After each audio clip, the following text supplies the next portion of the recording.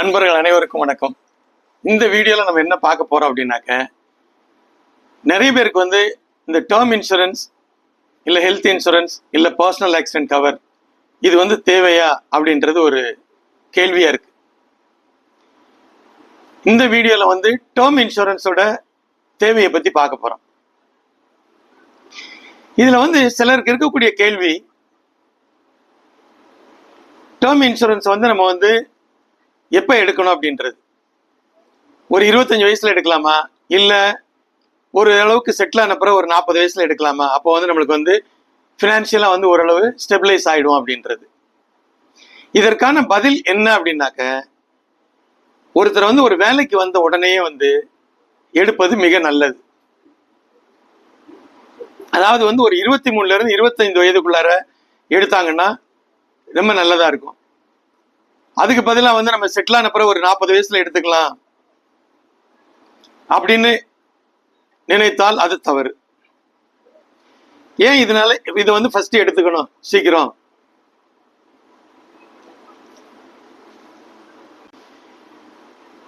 இதுக்கு முக்கியமான ரீசன் என்ன அப்படின்னாக்க, ஃபர்ஸ்ட் நம்ம ஒரு 23 இல்ல 25ல எடுத்தோம் அப்படின்னாக்க, இப்போ டேர்ம் இன்சூரன்ஸ்ல பிரீமியம் பே பண்ற டேர்ம் 5 இயர்ஸ் இருக்கு, 10 இயர்ஸ் இருக்கு, 15 இயர்ஸ் இருக்கு, இல்ல த்ரூ அவுட் நம்ம 75 இயர்ஸ்னா 75 இயர்ஸ், இல்ல 85 இயர்ஸ்னா 85 இயர்ஸ் வரைக்கும் பே பண்ணலாம்.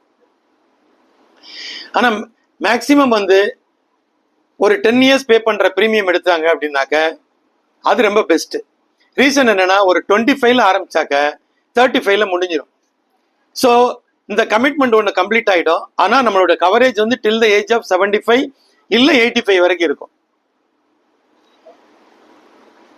இன்னும் ஒரு படி மேல சொன்னாக்க, அந்த 35க்குள்ளார நம்மளுடைய பசங்களோட ஹையர் எஜுகேஷன்லாம் வராது. ஸோ அதனால இந்த பிரீமியம் நம்மளுடைய ஹையர் எஜுகேஷன் ஃபீயோட கிளாஷ் ஆகாது. ரெண்டையும் ஒரே டைம்ல கட்டுற மாதிரி நெசசிட்டி இருக்காது. அதுக்கடுத்து முக்கியமான பாயிண்ட், டேர்ம் இன்சூரன்ஸ்னாலே டெஃபினட்டா மெடிக்கல் ட்ரிகர் ஆகும், மெடிக்கல் செக் பண்ணுவாங்க. நம்ம இளம் வயதாக இருந்தால் நம்மளுக்கு எந்த பிரச்சனையும் இருக்காது. நம்மளுக்கு டேர்ம் இன்சூரன்ஸ் உடனே கொடுத்துருவாங்க. அதே ஒரு 40 வயசுல இருந்தா மேபி நம்மளுக்கு ஒரு ப்ரெஷரோ இல்ல சுகரோ இருக்கலாம். அதனால நம்மளுடைய பிரீமியம் ஷூட் அப் ஆகலாம்.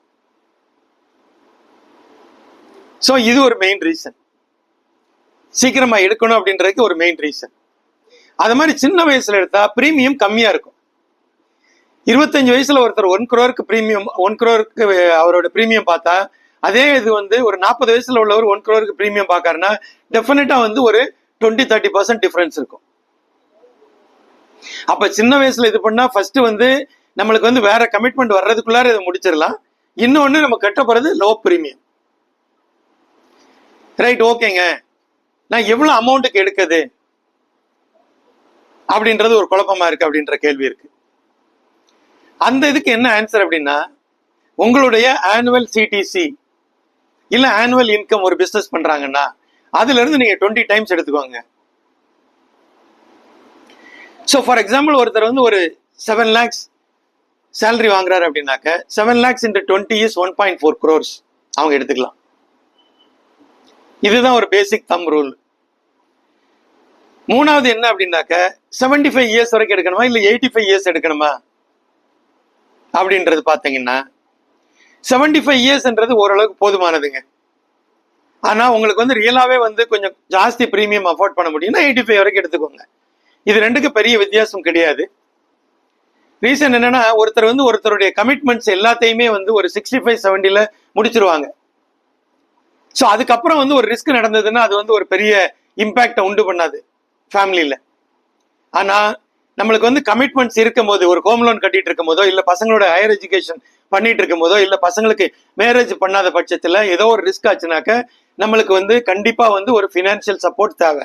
அதுக்காக தான் இந்த டேர்ம் இன்சூரன்ஸை எடுக்கிறோம். ஸோ அதனால ஒரு 75ன்றதே மோர் தென் எனஃப் அப்படின்றத என்னுடைய கருத்து. இல்ல உங்களுக்கு 85 வரைக்கும் வேணும் அப்படின்னு நினைச்சீங்கன்னா ஸ்லைட்லி ஹையா இருக்கும் பிரீமியம், சேர்த்து எடுத்துக்கோங்க. ஐ திங்க் இதுவரை சொன்னது உங்களுக்கு ரொம்ப யூஸ்ஃபுல்லா இருக்கும்னு நினைக்கிறேன். உங்களுடைய ஃப்ரெண்ட்ஸ் அண்ட் ரிலேட்டிவ்ஸ் சொல்லுங்க. அதுதான் நீங்க எங்களுக்கு கொடுக்குற சப்போர்ட். நன்றி, வணக்கம்.